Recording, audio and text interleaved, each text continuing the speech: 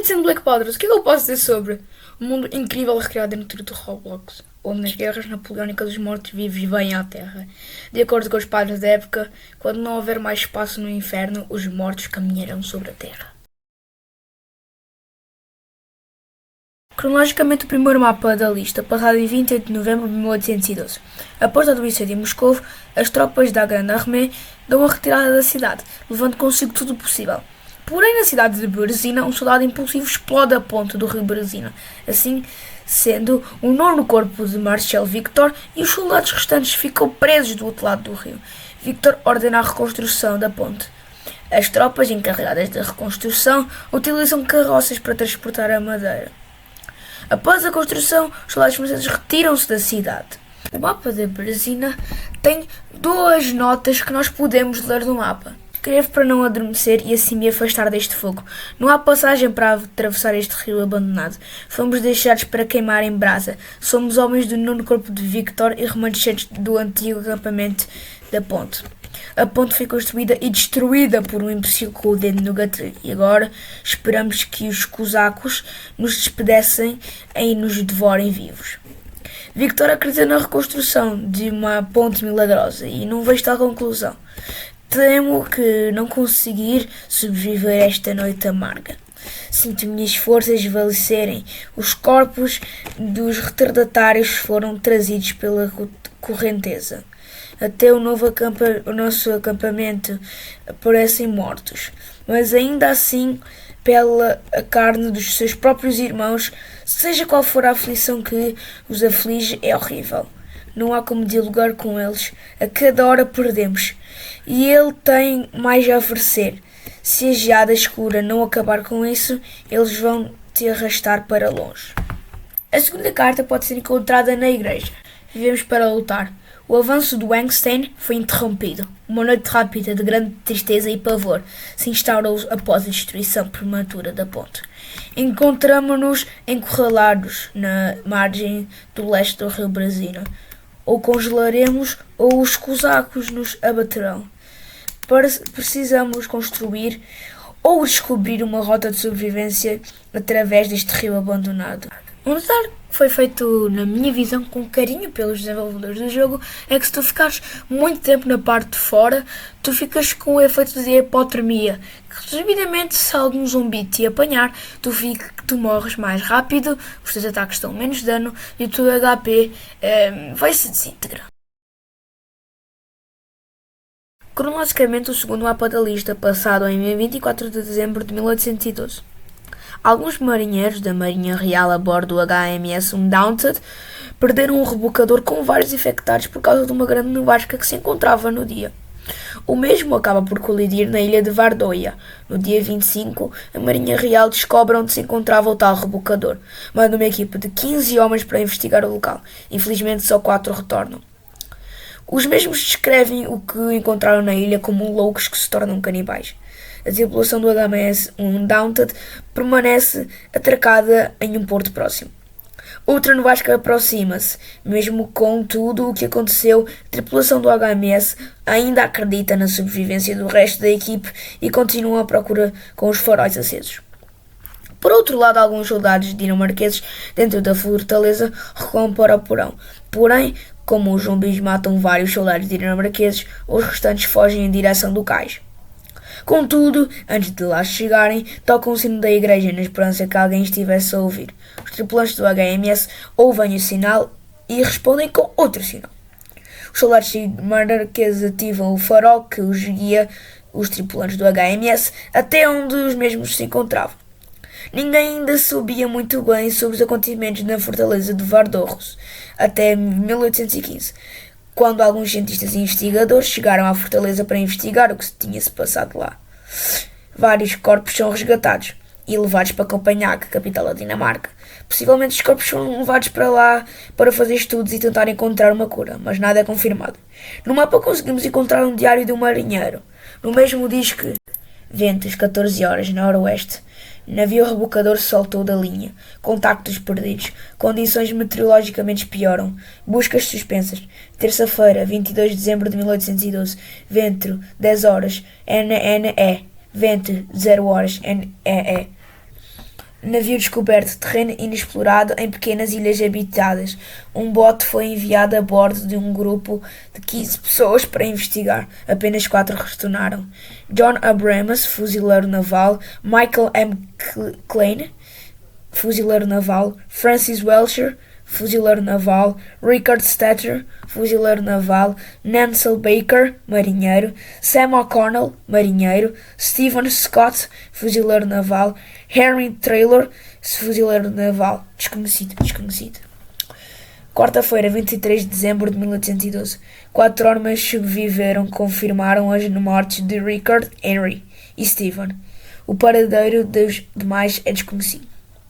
Os sobreviventes relataram que os homens insanos se tornam canibais na aldeia, efeitos semelhantes aos observados a bordo do navio rebocador.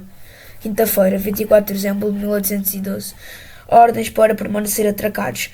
Outra tempestade se aproxima. Homens devem ficar em vigia em relação a qualquer atividade na ilha. Atenção redobrada deve ser dada ao farol do local. Se os nossos homens ainda estiverem vivos naquela ilha, eles enviarão um sinal para cá.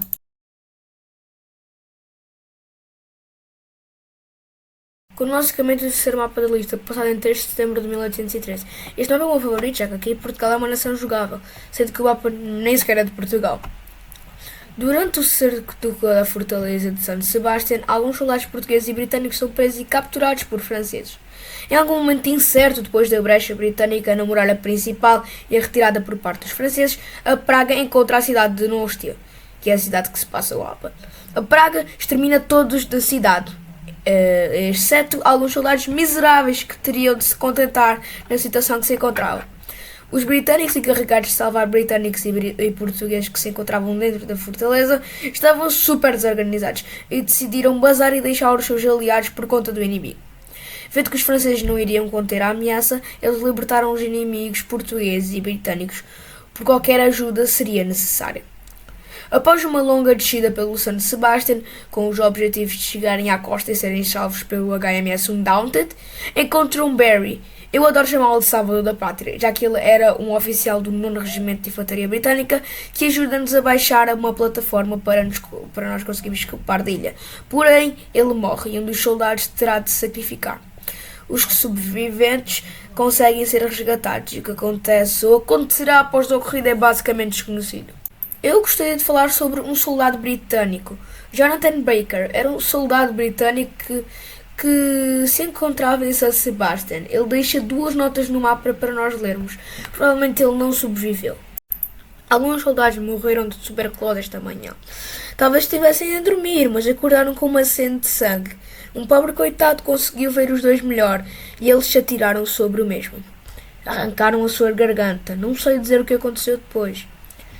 Mas cada vez mais homens foram acometidos por esta sede de sangue. As ruas estão infestadas de canibais devoradores de homens. Nosso oficial nos manteve refugiados em casa.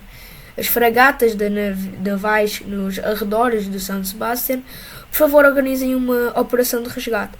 Sofremos perdas devastadoras e não estamos em condições de enfrentar os franceses. Muito menos os franceses estão em condições de nos enfrentar. Os canibais que vagam pelas ruas, no entanto, temo que a melhor estratégia seja bombardear estes selvagens até que não possam mais causar danos. Qualquer civil que encontre esta carta, entregue-o a qualquer soldado da sua majestade. Também é possível encontrarmos um jornal no mapa. No seguinte diz isto: estávamos trancados em cela. Os fanfarrões, os franceses, me prenderam depois de uma bala de mosquete. Deve ter quebrado o meu pé. O tiro me deixou sem ar, com uma dor inimaginável. Passei sabe-se lá quantas noites lá dentro, arranhando as paredes, tentando abrir caminho para fora. Amanheceu um dia e arrastaram um corpo até o portão. E um inglês horrível disse: isso não foi feito por humanos. O Sr. Frog tentou nos fazer lutar. Pelo franco do rei. Recusámos educadamente, mantendo-nos fiéis ao selinho do rei, mas não podíamos perder as oportunidades de apontar os mosquetes para as costas dos franceses. De qualquer forma, saímos do forte e imediatamente esses homens começaram a babar sangue nas camisas.